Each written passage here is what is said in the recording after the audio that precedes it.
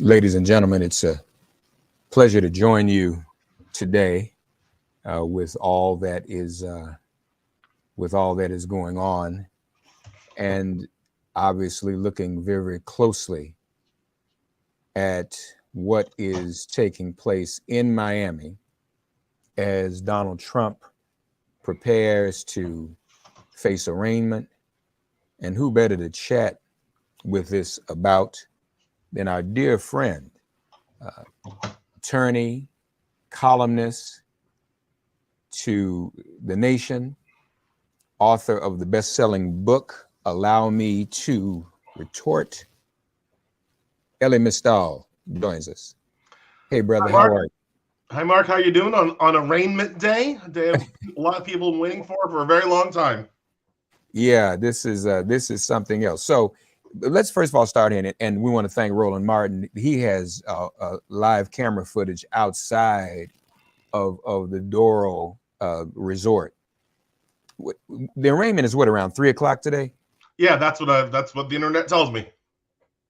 And so what exactly will happen then, Ellie? The arraignment's a very simple process. It's just basically the way that you kind of acknowledge that you understand that you've been charged with something, right? So you show up at court, they read the charges to you, you enter a plea. Trump will likely say not guilty, instead of I totally did it, please have mercy on me. And then the judge, in this case, the MAGA appointed judge, Eileen Cannon, will make some indications about when Trump has to appear in court next. Either, I don't know if she'll set a trial date today. She might, but I don't think she will. She'll set a date for a next court appearance to continue the proceedings, to handle any motions, whatever. And that will be our first indication of how long she intends to take before she brings this to trial. And so, how are we feeling about her and her agenda? I mean, I know there's some concern since she's an appointee. Well, they're not. It's not just because she's a Trump appointee. It's because she's a Trump appointee who made a horrible, nonsensical ruling in favor of Trump previously in this very case, right? Where Trump was claiming that he didn't have to turn documents over to the federal government because he had executive privilege over national security secrets. That's a dumb argument. Like that is just a straight up legally dumb argument. And yet she not only bought it, she wrote kind of a gobbledygook decision, appointing a special master to oversee the production of documents. Now, she was overruled quickly and harshly by the 11th Circuit Court of Appeals, a three-judge panel that had two Trump judges on the panel, and all three of them unanimously overruled her. So, like, she's been chastised for her ridiculous rulings. But having already made one ridiculous pro-Trump ruling in this case, the fear is that we are in for a series of ridiculous pro-Trump rulings, and I think that's a entirely legitimate concern. The problem is, what do we do about her, right? Like, she's not going to recuse herself. Um, the Department of Justice, Jack Smith, the special prosecutor, special counsel, they can ask the 11th Circuit to remove her because of her prior rulings and a claim that she's biased. I don't know if the 11th Circuit's going to buy that, but I'm not. I haven't worked in that circuit, right? So I can't say for sure. I think it's unlikely that the 11th Circuit will buy that, and so most likely we're stuck with her unless we're going to go through a very lengthy process of trying to fight and remove her. And this is my point, Mark. Whatever we do, it's going to increase, it's going to cause delay. It's going to extend the period of time between these charges today and Trump actually standing trial. Whether that delay is induced by Cannon herself, elongating the calendar beyond all reasonable measure, or that delay is caused by trying to remove Cannon, um, there's going to be delay in these proceedings. Was it a good idea to even take it to Miami, Ellie? Should this have been done in New York? How would you have handled that? I think Jack Smith was absolutely right here. If he does it in DC, and a lot of people thought he was going to do it in DC, but if he does it in DC, the very first motion Trump's lawyers make is what's called a change of venue motion. They will say that these crimes took place, if these crimes happened, they took place in Miami, they took place at Mar-a-Lago, we should be doing this in Florida, is what they would say. And that's not an unreasonable argument. I'm not sure that it wins, but it's not an unreasonable argument. And again, that itself would be a huge delay in the process, following the motion, appealing it all the way up to the Supreme Court, having a ruling. And then, like I said, you might lose and end up in Miami anyway, right? So I think Smith was wise to cut out a lot of the middleman here and get right to the heart of the issue. I think he knew he was going to end up having to do this in Miami anyway, so might as well start there. It is a risk. When you go to Florida, right, you end up with Florida judges and more importantly, perhaps Florida jurors.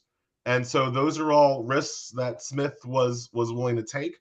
I imagine that he thinks his case is strong enough that it won't matter that he has to try it in front of a Florida jury.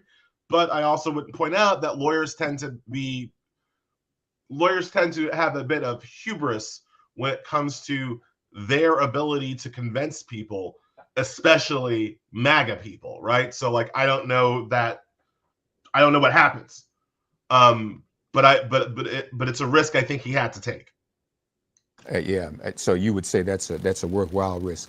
So now I want to ask you a little bit about the indictment. There are charges that he violated the Espionage Act, correct?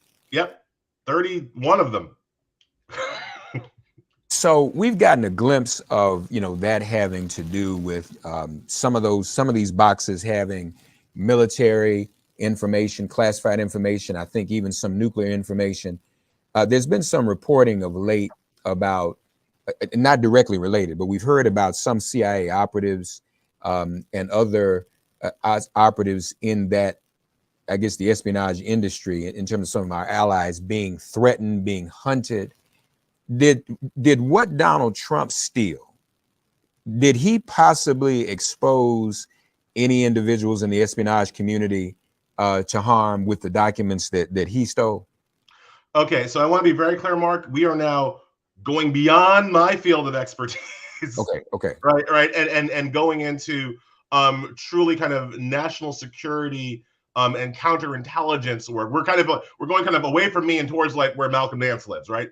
So I will do my best impression of Malcolm Nance, I guess, and I will just say this: when you have a situation where a person has stolen national defense, what's called national defense information, that's what we're talking about when we're saying national security information, potentially lists and what have you. When you have a person who has stolen national defense information, refuses to give that information back, keeps that information in not only an unsecured location, but in an unsecured public location. Remember, Mar-a-Lago is a resort. People are showing up there for weddings.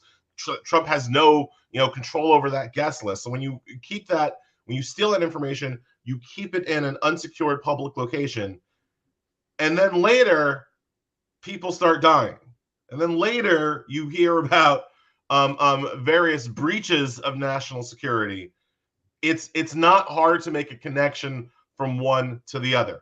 There's no evidence, back to my field, there's no evidence in the indictment that there's a connection. He hasn't been charged with anything like that. There's no evidence that I am aware of that he has. What I see happening is that he used these documents to like brag to his friends. There's no evidence and there's no charges that he sold the information to our enemies. There's nothing in the indictment about that. So I can't know if there's a connection there. But it's not. I understand why people are making that connection, because what we have here is, again, stealing national defense information and not giving it back. And I just want to kind of emphasize how weird it is that he wouldn't give it back, right? Like, one of his defenses is going to be like, oh, other presidents have taken documents that maybe they weren't supposed to have. And that's true to some extent, but they give it back, right? It's like, oh, did you know that you had this and lying between your couch cushions? No, I didn't, FBI director. No, I did it, National Archivist. Here you go. Sorry. Like that's, and if Trump had just given it back, I promise you, Mark, he would not have been charged with any of this stuff, right? If Trump had just given the boxes back when he was asked, like a normal human, none of this happens. All of this, all of what's happening to him is his own dang fault. Yeah, he brought it on himself. So where are the boxes now? Has the authorities retrieved every box now? I believe that. Well, I believe they have every box that they know about. Right? Because remember, a big Whoa. part of this indictment is that he was lying to investigators about what he had and where it was. Right? That's another reason why he's in trouble. That's why his boy Walt Nua is in trouble, right? Because Walt Nua was participating in the conspiracy. This is one of the charges, the conspiracy to obstruct justice. That charge goes to Trump's hiding of the documents and false representations that he had given all the documents back when he knew damn well that he had it, right? So now, yes, investigators, the FBI, law enforcement, the National Archives, they have everything they think is missing. But that's still kind of reliance on them, having done a thorough search of all of his properties and whatever. Like they don't probably know what's in the trunk of his car, right? So he might be hiding more stuff. I think it's unlikely. I think that the FBI generally does a thorough job here. I think it's likely that they have everything. But you never know, because again, part of this case is that Trump was lying about what he had and where it was in the first place. Yeah. Now, we know he didn't go to the inauguration. That's the custom, to ride in the car with the outgoing president, riding in with the incoming. So is it possible, Elie, we knew he was boycotting because on the surface, we knew it. He had said he didn't believe he actually lost. But it sounds like he fell back and stayed at the White House to pack some boxes himself, didn't he? That's what we're hearing. He actually was hands-on in the packing of the boxes, was he not? Yeah, I think the one of the wildest things about this indictment is that Trump was personally involved packing the documents, right? Like he cleaned out his own damn office, put it like that, right? And took what he decided he wanted to take. There was also, there were stories right after the inauguration that the Trump people kind of sabotaged the White House, kind of like, did some vandalism and shenanigans, trying to make it difficult for the incoming Biden administration people to kind of quickly get up to speed and get up on their jobs. One of the you talk about traditions. One of the traditions is that the outgoing White House staff kind of Sherpas the incoming White House staff around, right, to make sure that the transition of power is as smooth as possible. We know because Trump was kind of actively organizing a coup that even those kinds of normal traditional transitions and handoffs didn't happen. So like there was, how do I put it? When you elect a criminal president, there are going to be problems not only during his administration, but also on the back end. And I think we're seeing kind of evidence of all of that. And some of that evidence has even filtered in to these 37 indictments, charges against Trump today. I've been asked the question, and I think I gave the right answer, but I want to make sure. I was interviewed yesterday, and I think I had my facts straight, but we'll go back and correct my facts based upon what you say. if I need to. The difference between Biden having found classified documents in his abode and Pence, even, I think he found a document or two, was that they immediately disclosed them and returned them, right? And we have no evidence in either of those documents were of a national security nature, correct?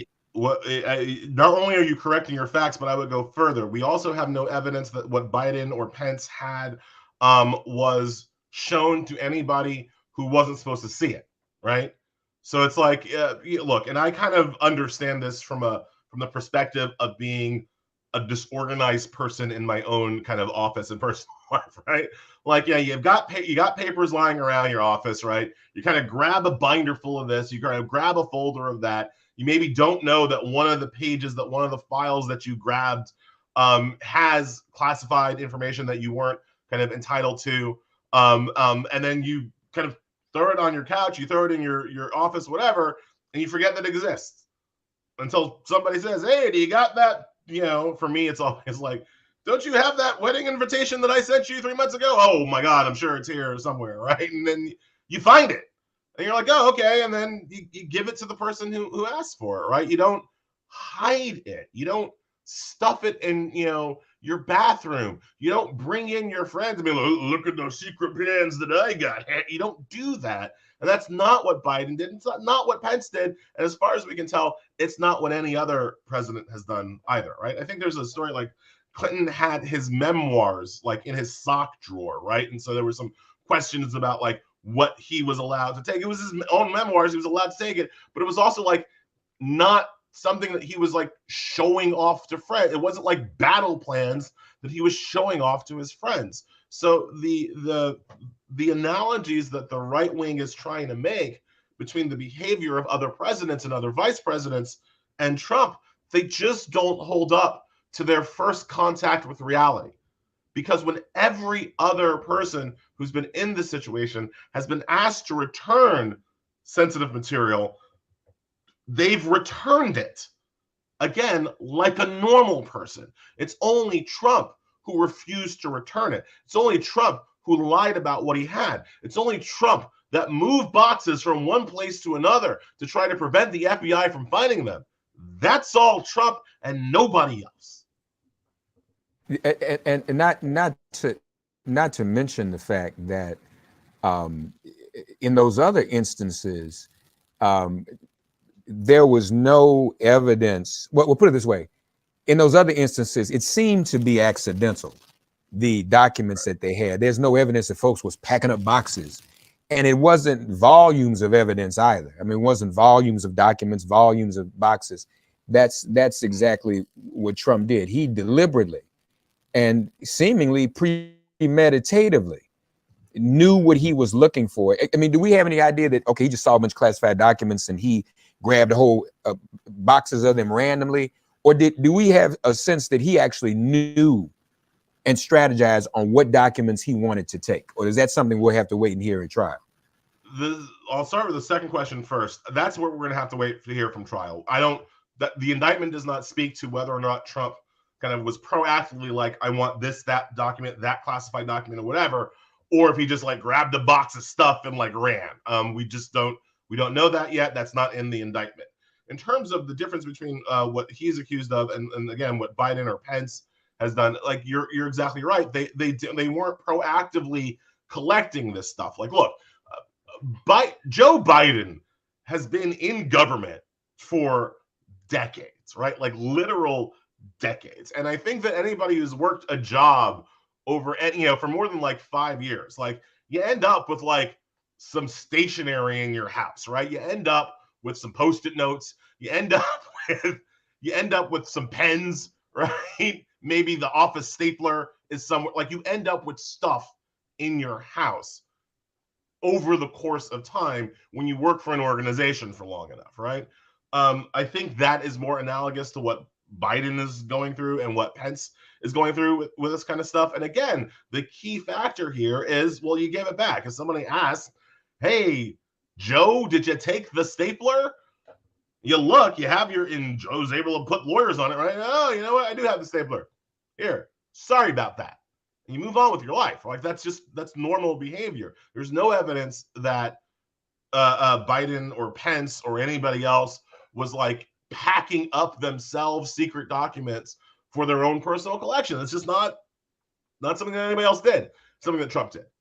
And we don't know if Trump wanted specific things or if he was just randomly kind of, grabbing what was close to him. But what the indictment shows is that he was personally involved collecting the documents that he stole. Is there any is this a situation where, and I mean, he's probably too proud to do this, but if this were anyone else, might they want to negotiate or be eligible for a plea deal? Because this is a pretty black and white case. There's no circumstantial evidence. They have photos of the boxes in the bathroom, in the ballroom. So he had the boxes. His defense can't be that he doesn't have boxes. Hold it, I'm getting ahead of myself. Before I even ask about a plea deal, does he have lawyers to represent him today, Elie?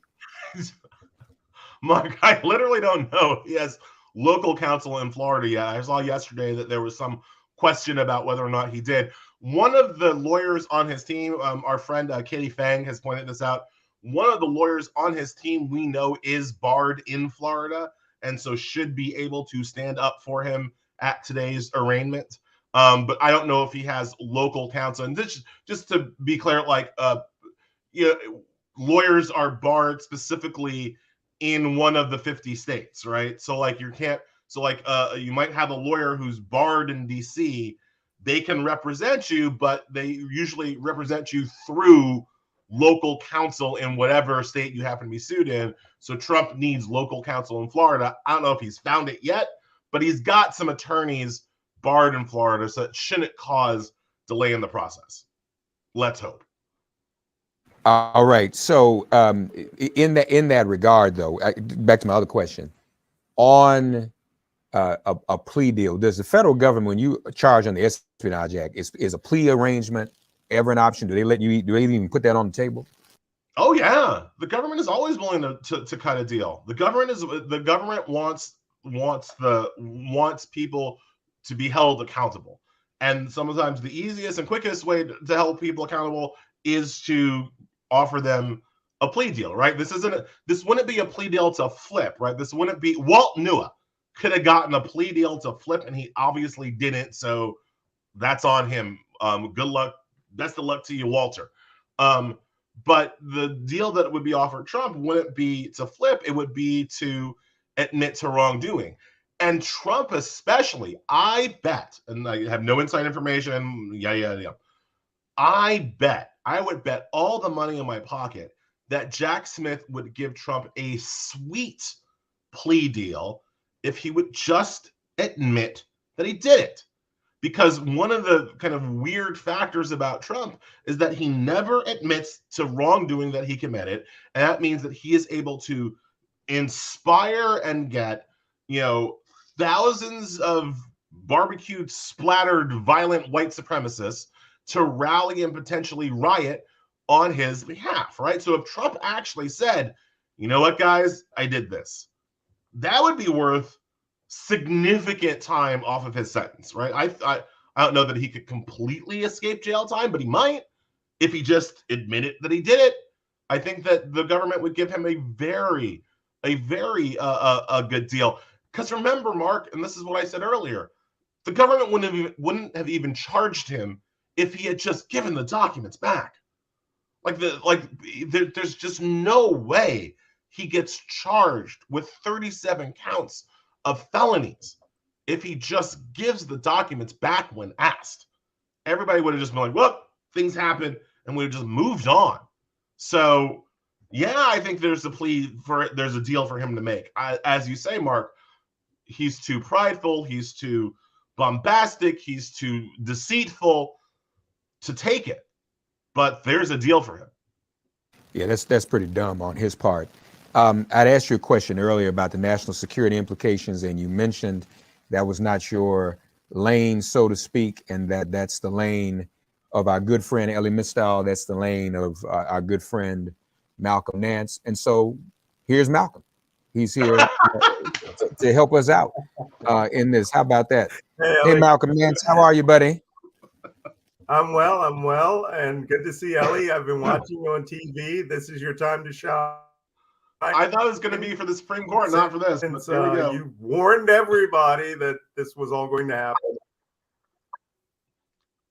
And you warned. Well, that's coming. So. Right, and you warned us about everything else up to this. So you both have been. I'm a minister, but the two of you have been prophets as well when it comes to this. So Malcolm, I'm going to ask you the question I asked Elie just a little while ago. To what extent do we know about the national security nature of these documents? And do we know whether or not what Donald Trump stole put specific agents or operatives from either the United States or U.S. allies in jeopardy for their lives? Is that confirmed? Well, it's not confirmed because we don't know the specific documents. We know the nature of the documents. If anyone's watched my Substack this week, which is malcolmnance.substack.com, I wrote a story, which I call every couple of weeks, I write a story called Top Secret Story Time. And in this week's Top Secret Story Time, it was about when I almost accidentally, through no mistake, no error of my own, almost walked out of the National Security Agency with top secret documents that were in my medical records. It was because of the nature of a mission that I went on. I got ill, and they had put comments in my medical records, which were extremely top secret and would have, in fact, compromised the life of the doctor who treated my mild things that worked for another agency. And they had a doctor in that country that was local. But when I got debriefed on that, which was all good, it was not my mistake. I called it to their attention, never left the secure building.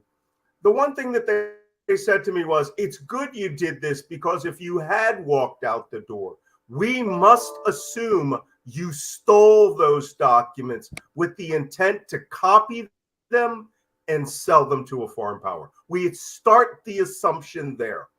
The documents Donald Trump took were of such a nature that they're shocking in how, to be quite honest, some of them terrified me, the very nature of them, principally because they were not just about the capabilities of our opponents.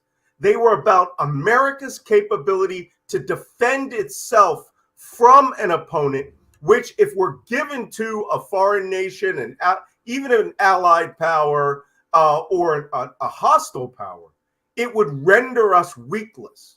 I mean, it would literally tell them, here are the holes in our defenses, and which, of course, leads to, here's how we exploit those.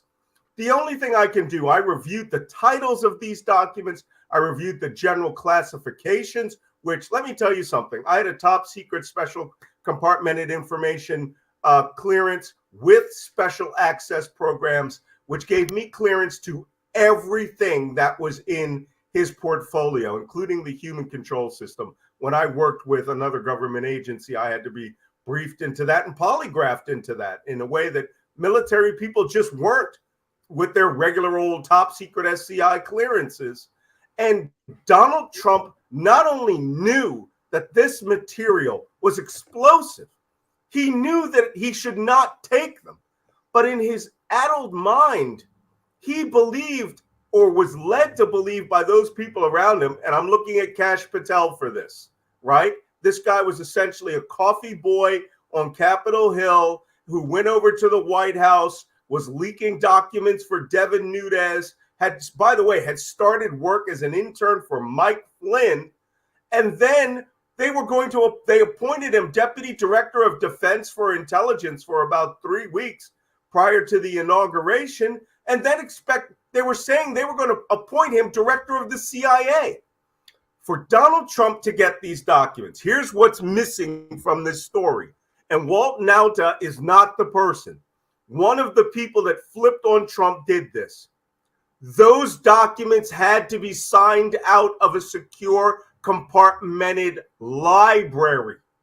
Yes, you could bring them up on your computer screen, but you were not allowed to print them. For him to have a hard copy meant that they were hard copies requested by the President of the United States and his immediate staff, and they were either kept because there's a digital tracking system on each of them, or they were photocopied, which is even worse because copiers are not cleared, right? Even the ones we have that are cleared, you have to destroy the internals.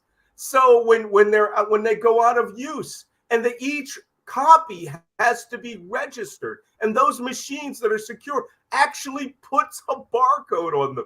someone did this for Trump. And we're going to find out who was the actual document thief that gave these documents to Donald Trump. Because most of the reason the FBI knew that they were out was because they were never returned back to the sensitive compartmented information library, or what we call the vault, right, at various agencies. And agencies at the end of the administration did a survey and were like, well, I'm missing nuclear weapons acquisitions programs for Iran, or nuclear bomb development documents from the Department of Energy. And they wanted their stuff back and either never returned, or when they made copies, a copy registration was sent. So these things are explosive. They could literally tell Russia, China, Iran how to attack the United States at our most vulnerable points. Or worse, if it's about Iran and its nuclear weapons program, and we were given, and Donald Trump thought he could sell the Saudis the ability to make a WD-4, a D-40 atomic bomb themselves. This is just straight up treason, not the constitutional definition of treason, but the Espionage Act version of it. Mark, can I ask Malcolm a question? Please, absolutely. Please go right ahead. Malcolm, how easy is, if you're an enemy? Yeah. Mar-a-Lago, not from my eyes, is not a secure location. How easy is it for an enemy to have gone to Mar-a-Lago, maybe as like a wedding guest, or as I'm just here for the golf, and kind of found a way to get access to these documents? Okay, I'm going to tell you a funny story. Okay, I was involved in some operations which were joint agency operations, in which we gained access to materials, and quite possibly due to our enemies' incompetence and stupidity. And here is how, when we're briefed on the access ways that, you could go into a falafel shop and it was sitting next to the napkins or something, right? This is how we actually respond. We always say, you're shitting me, right? You're shitting me. And then we go, no, here is the pathway of information and here's how you gain access to it. And I'll go, so what you're essentially telling me as an NSA operative, I don't have to break any codes, right? I don't have to do nothing. All I need to do is take my iPhone to a falafel shop, right? And I have the capability of intercepting the mistress of Saddam Hussein, or whatever it is, right? Whatever amazing thing. And you would think it would be the most secure thing in that country, right? But at some point, and it had to be the Chinese, because they already arrested 2 Chinese spies in there. The Chinese were realizing that this is a money-based system. The only way that the easiest way to gain access to Donald Trump is to have money. And to have money, you become a member. And to have a membership means that you can waltz in there left and right. I am certain that at one point, and it hasn't been said by the FBI, but it was just the methods of attempt. One of those women was a penetration agent whose job it was to check the access ways to the building and just to see the collection environment, as we call it. The other one was probably setting up SIGINT, signals intelligence. Because with signals intelligence, and I'm not saying that I ever set up in a 5-star hotel room in Monte Carlo. Maybe it wasn't Monte Carlo. Maybe it was down the road in Nice. But, these facilities can become spy centers by simply locking the door and putting the do not clean sign out. And we can bring in technical material in there and turn that into a giant vacuum cleaner. But with Donald Trump, this is the you're shitting me school of collection. Because at some point, someone had to have seen those boxes. And a trained operative, a trained agent, or even someone who is collecting the rumors of what's around the building. They will target guys like Walt Nauta. They won't target Trump. They'll target the idiots. They'll target the doormen. They'll target anybody. They'll slip $50, $100 here. Hey, can you show me Donald Trump's picture of him with Kim Jong-un? That's how we get to that Impossible collection. Unfortunately, a lot of material that I suspect we're going to see that was top secret code word, in some instances, certainly respect to nuclear weapons, are what we call crown jewels intelligence. Crown jewels intelligence is the kind of information you would never, ever, ever get access to. It's just protected by the system and the people. NSA's encryption methodologies, our secure communications passwords, how to get to the atomic football and get examples of the communication setup that they use. Crown jewels, you're never going to get that. America's atomic bomb defenses. What? And this was sitting in boxes. Trump's ego was so big that the documents he saw, he did not see them as something to protect. In my little story, in Top Secret Story Time, what happened was when I saw these documents, which related to an illness that were in my medical record, they should have been in my top secret medical record. We have regular ones and then we have classified ones, right? And they just mistakenly got put in there. I literally wanted to throw up that this was on my desk, and my desk was cleared to have these documents. It's just no one in my room had a need to know the name of the doctor that could be executed for having given me fucking cough drops. Oh, I hope we're allowed to say bad words here. So, but Donald Trump saw these documents as literal jewels that he could pawn off or baubles to impress people. And what I suspect, this thing came so fast and so hard, I have to believe that that Jack Smith actually knows he was going to sell them. That's why he's confident. He doesn't care if he gets in front of Eileen Cannon, whatever the name of that judge is. He doesn't care. I suspect he intended to sell them or already has sold some. Because this was Elie, tell us, this was lightning fast, right? I mean, the investigation was slow, but once he got onto what it had to do, 6 months seems to me to prosecute a president of the United States pretty fast. It took a lot of time for Jack Smith to get appointed in the first place, right? Merrick Garland takes office March 7th, 2021. Jack Smith doesn't get appointed till November 2022. But now we are in June 2023, and he has been indicted. And again, if you look at the depth of this indictment, I was worried about Smith. I was worried that we were getting Bob Mueller too, right? And so I said at some point, Jack Smith will indict Trump for something just to justify his own existence. That is not this indictment. This indictment is not a perfunctory like, hey, I got to do something. So, hey, you were speeding. No. I was wrong about Smith. The indictment is thorough. It is deep. It is supported by photographic evidence, which you don't often see in the indictment phase. So put it like this, folks. If you don't show your best hand at the indictment, right? You wait for trial to show all of your big time evidence.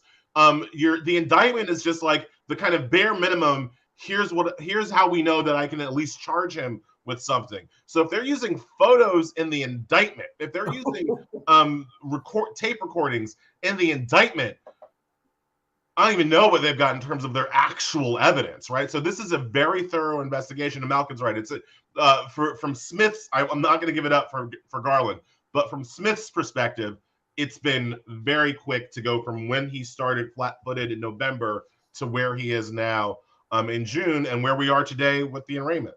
I don't think it's just a matter of the classified information. All right, because he could have gotten it. I mean, he could have cut a plea deal already, right? Misdemeanor jaywalking and all the documents get returned. I recall a situation where I'm not going to tell you anything that's secret, but there was a guy in a room next to my room when I was at the National Security Agency. He sold $1 billion system, $1 billion collection system where it put hundreds of people's lives at jeopardy for $36,000, right? Oh, by the way, I think he died in prison. But anyway, my point is, when that information, the only reason we knew it happened, special security officers walks into our room and everyone gets polygraphed. Everyone. They tore our physical room apart on the 4th floor because he had described it all to the Russians.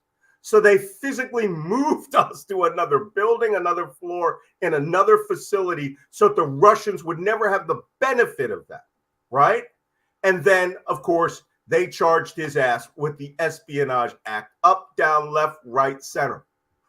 Now, the kicker of this is he sold those secrets to pay his taxes, which I don't get, right? If you're going to betray it, go Aldrich James, right? Go for a couple of $1 million. Go the full Benedict Arnold.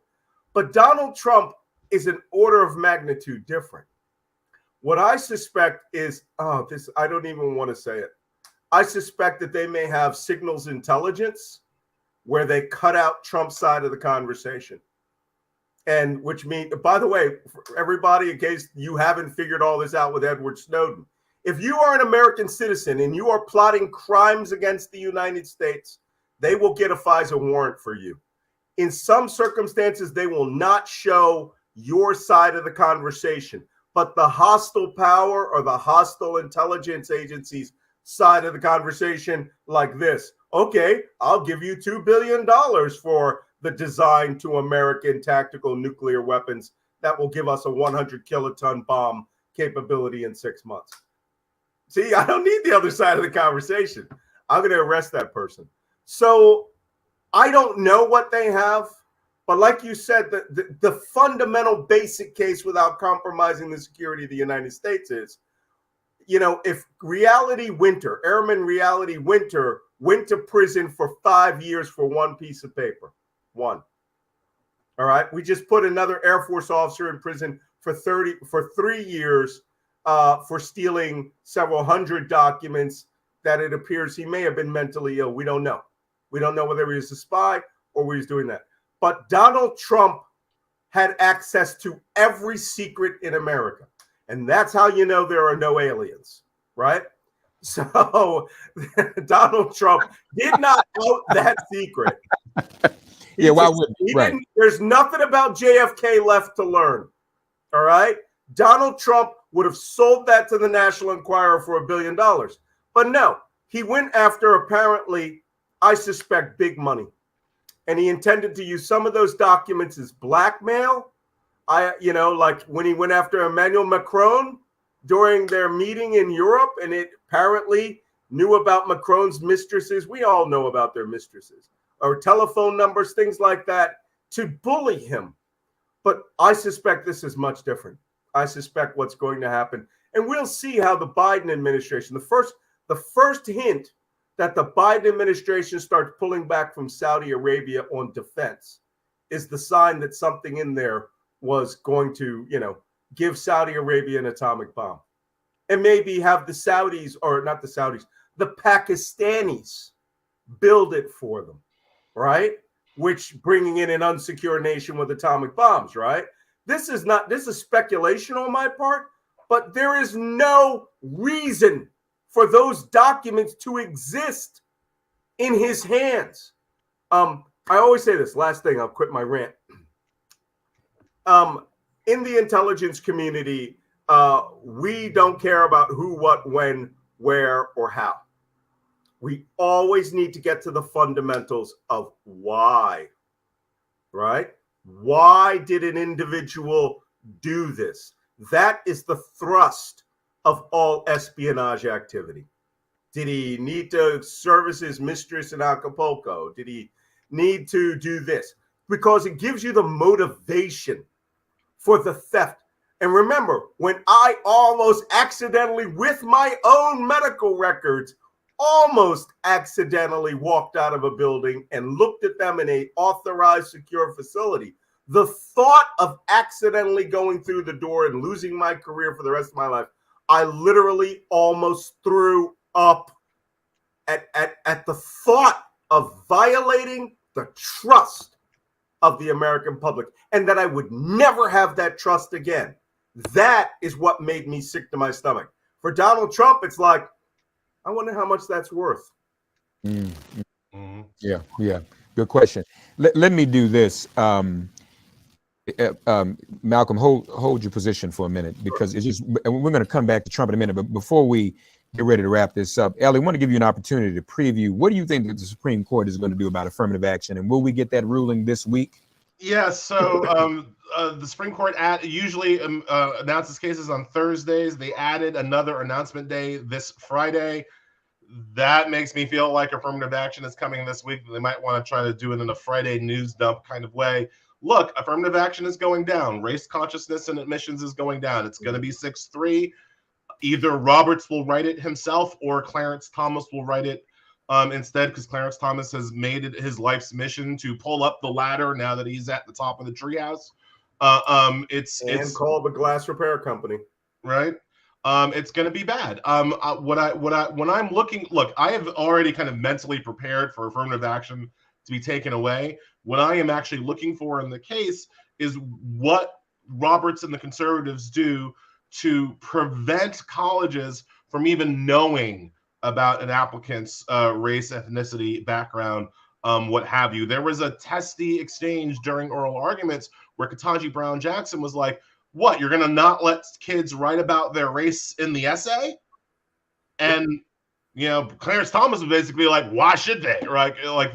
So the idea that beyond just like whether or not you can be race conscious in admissions, the idea that you can be your full self when applying to college could be on the line. And I know that I'm setting the bar like real low. I'm setting the bar at, it will be great if after they destroy affirmative action, a poor Latino kid from East LA can write in their college essay, I'm a poor Latino kid from East LA, because Clarence Thomas, take that away from him if you can. Uncle Ruckus always stepping in. I mean, I'm sorry. My sainted mother, who passed at 93, was born in Charleston in 1926, hated that man. I mean, with a white hot passion, and she loved everyone. It's like Mother Teresa coming up and slapping somebody. That's the impression she had of Clarence Thomas. I know the biscuits are better over there where he's at, but by God, he, like you said, he pulls up the ladder and then he drops out a no Negro sign onto his clubhouse window. No extra Negroes allowed. That is Thomas's MO. So wasn't there a theory by, I'm sorry, real quick, by Cornell West called the only Tom syndrome? Yeah. And that's what Clarence has in spades. Yeah, it's terrible. Well, just back to Trump. So now Malcolm has reminded us, Elie, of the severity of these charges. Most other people do time for this. Is it even, are we able to even contemplate that a former president would do time for these charges? Yes. I reject the argument that Trump can't be jailed just because he's a former president. He's entitled to Secret Service protection, and I'm sure the Secret Service will have to protect him in prison, but he can go to prison, especially behind something like this. No, I think he could. I think he constitutionally, there is nothing that prevents him from going to jail. My problem, again, and I've said this a lot, is what's the timeline on it? Because if we don't, and I've written about this for The Nation, if we don't try him and convict him before the Republican National Convention, set to go off July 15th to 18th, 2024, and then he gets named the Republican nominee, I don't see how this country jails one of two major party candidates in weeks before the election. I just don't see how we do it. It's not, as Malcolm, that's what the bad people do, right? And so, I think if Trump makes it to before the convention, when he's just a candidate, put him in jail, doesn't matter. After the convention, if he's actually named the Republican nominee, I think he's going to be able to avoid going to jail until the general election. And then if he wins the general election, God forbid, he will pardon himself. He will, at that point, it's like basically it's a war footing to get him in jail. So I feel like you got to either get him down before July 15th, 2024, or you're gonna have to beat him at the polls again, so that the charges that Jack Smith has brought and the conviction that we hope he gets can be brought upon Trump and he can be jailed after the election. But trying to jail him September 2024, I just don't see how that happens in our political system. And that's a political idea, not a legal idea. Legally, there's nothing that stops him from going to jail at any point. But that's kind of where the judge comes in. That she can do some procedural stuff to kind of muck that up, right? If she wants to. That's where she becomes a danger, right? Right, but I also am saying, like, I think the idea will get purchased not just with Eileen Cannon, MAGA judge, but I think it'll get purchased all up and down the judiciary, right? I think if you go, I made this point earlier, but like Brett Kavanaugh in February 2022 said that we were too close to the November 2022 midterm elections to make Alabama change its racist gerrymandered map. Now, Kavanaugh turned around last week and said, actually, that about Alabama map was racist and they shouldn't use it anymore. But he let them use it for that election, saying that we were too close to the election. And that was February to November. So now if you're in a situation where it's, again, August, September, and the election's November, I think you go all the way up to the Supreme Court. The Supreme Court says you can't put him in jail before the election. I just don't think politically they will allow him to be incarcerated in that interregnum between the convention and the election. But that's a political idea, not a legal idea. Constitutionally, you can be president from jail. I mean, as people are surprised about this, but there's nothing in the Constitution that prevents you from executing the duties of your office while incarcerated. So constitutionally, there's no bar. But I think politically and realistically, there is. And there's nothing in this type of conviction that could disqualify him from even running for president. I think the only way if that happens is if he were found guilty of sedition or insurrection, then he'd be disqualified, but not for violating the Espionage Act, right? Yep, the charges under the Espionage Acts are willful retention of national defense information. It's not sedition. It's not treason. As Malcolm made the great distinction between treason in the actual sense and treason in the legal sense. He hasn't been legally charged with treason. And that, therefore, the only way to kind of prevent him from running from office is this operation of the 14th Amendment. You can't hold office and be you can't be Jefferson Davis, is what the 14th Amendment says, right? Right. And Trump basically isn't charged with being Jefferson Davis, so I don't think that you can use the 14th Amendment to stop him from running. Again, this all goes back to like my whole point that like if you were gonna stop him from running in 2024, you needed to jail him in 2022 and 2023. Like that die has been cast, but you know, he could lose. Like I don't think I hope he's not gonna win the presidency again. And this time, if he loses, there will be handcuffs written on his ass on the back end. Yeah. And you fought Merrick Garland for this delay. This should have happened. Merrick Garland was slow walking the prosecution or slow walking the investigation. He slow walked the special counsel, appointing a special counsel. So if this does go in that direction, we can blame Merrick Garland for that, right? The National Archives knew from January 2021 that Trump wasn't returning documents, right? We know from January 7th that he was plotting a coup. If Merrick Garland was going to say, we need a special counsel to handle this, Merrick Garland needs to appoint that special counsel March of 2021 and let the special counsel go off and do his job. Merrick Garland waits until November of 2022 to bring in the special counsel to actually do the work of going against Trump. And I have no fault of Jack Smith. Jack Smith has been so far a dogged good investigator, right? But like if he had imagine what Jack Smith could have done if he had gotten this opportunity a year earlier. Imagine where we'd be now. Malcolm, let me ask you a question in terms of, and then we'll get ready to wrap up, folks. I promise, brothers, I really appreciate all the time you spent for us and our audience, folks. And you're seeing live video courtesy of Roland Martin Unfiltered and the Black Star Network there right out in front of the Doral Club in Miami. Must also give credit to the studio I'm using today. I'm using the studios of Dr. Benjamin F. Chavis and the National Newspaper Publishers Association. So all of us working together in bringing you this, and I appreciate both Malcolm and Elie. Malcolm, in terms of the nature of all this classified information,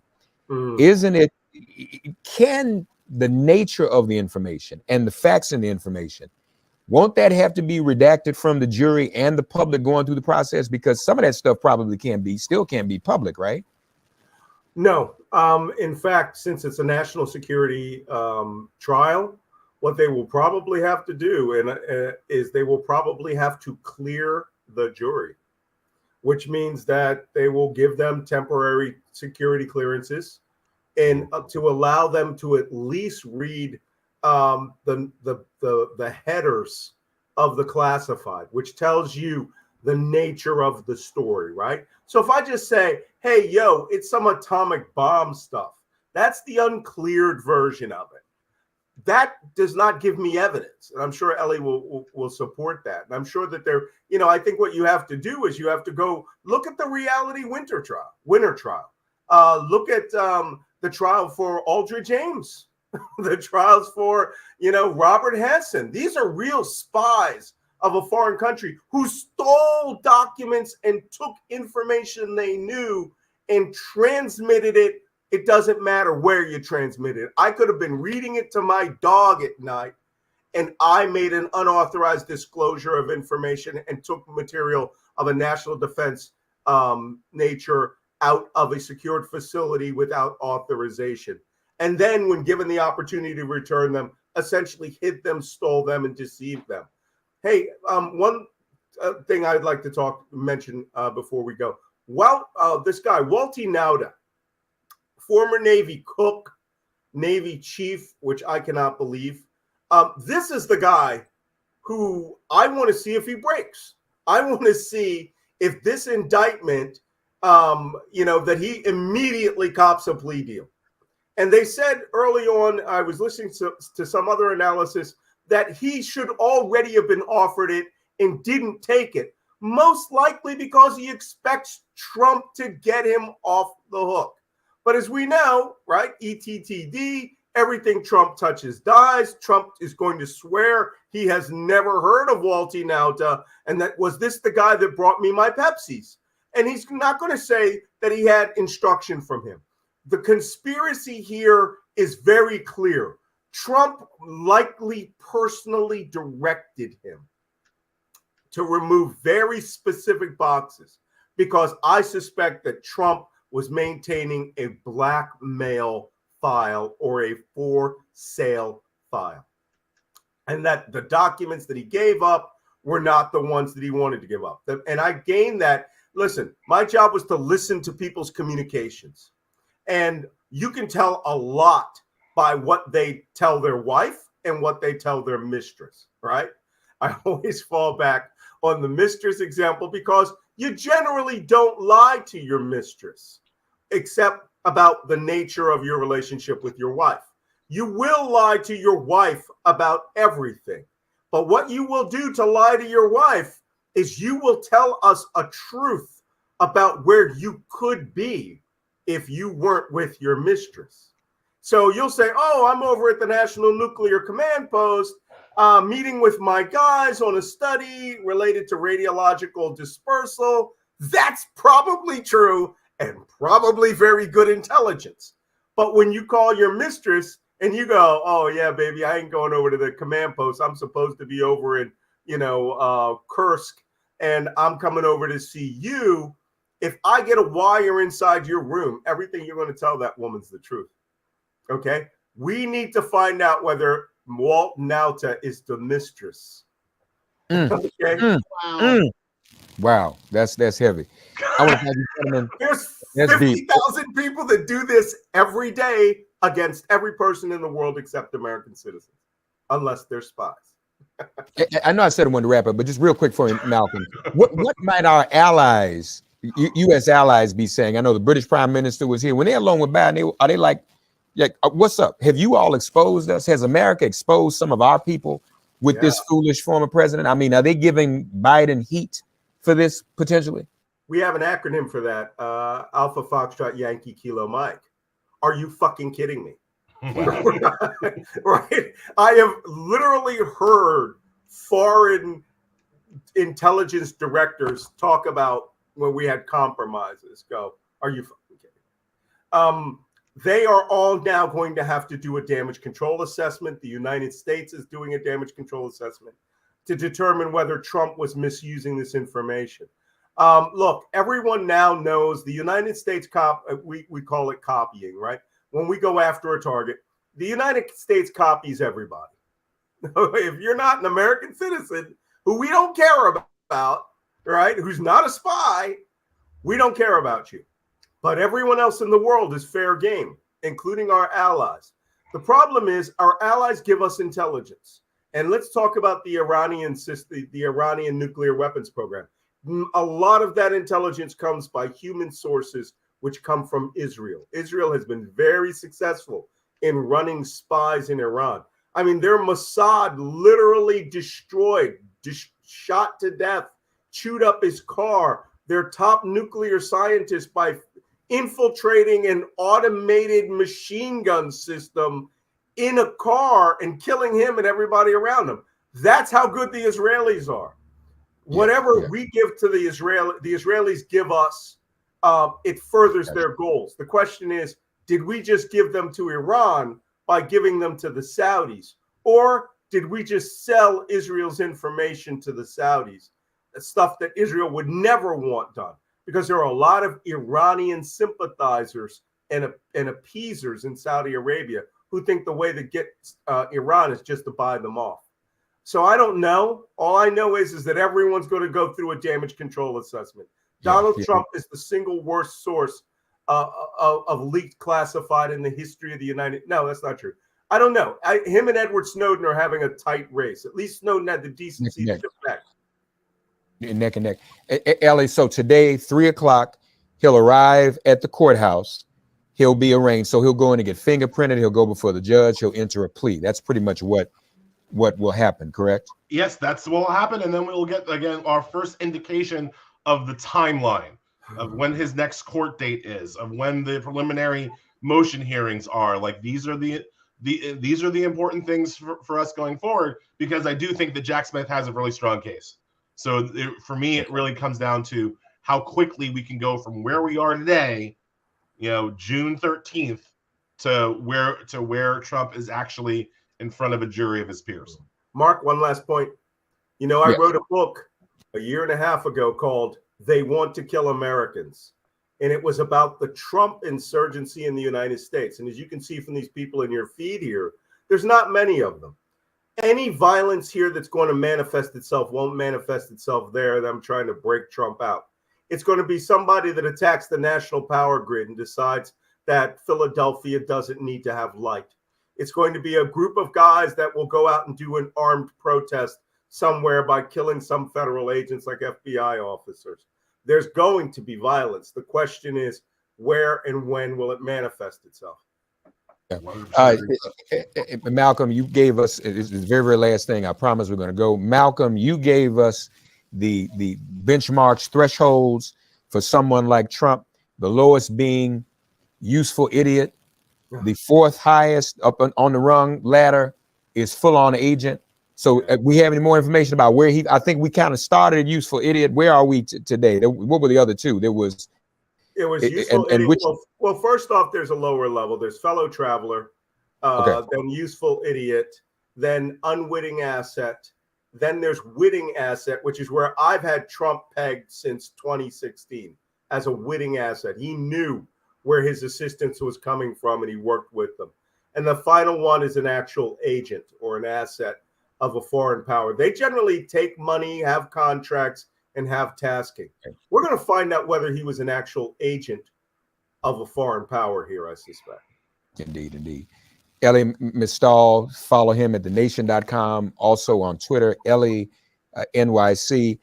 Malcolm, tell everyone your Substack again. Sure, it's malcolmnance.substack.com, and you can follow me on Twitter at malcolmnance. Wonderful, gentlemen. It's good to see you. It's been too long. Folks, you've got some of the best. You won't get anything like this elsewhere, I promise you. We're thankful to the National Newspaper Publishers Association for allowing us to use their space. Thank you to Dr. Benjamin F. Chavis Jr. Thank you to Roland Martin for the live feed from outside Doro. We wanted you to just come on and share this with you. Share this with others. It'll also be, the audio will also be up on the podcast. Make it plain wherever you get your podcasts. Gentlemen, we do thank you both, okay? Thanks a lot, Mark. So nice to see you, Malcolm. Take care. We'll see you soon. Bye.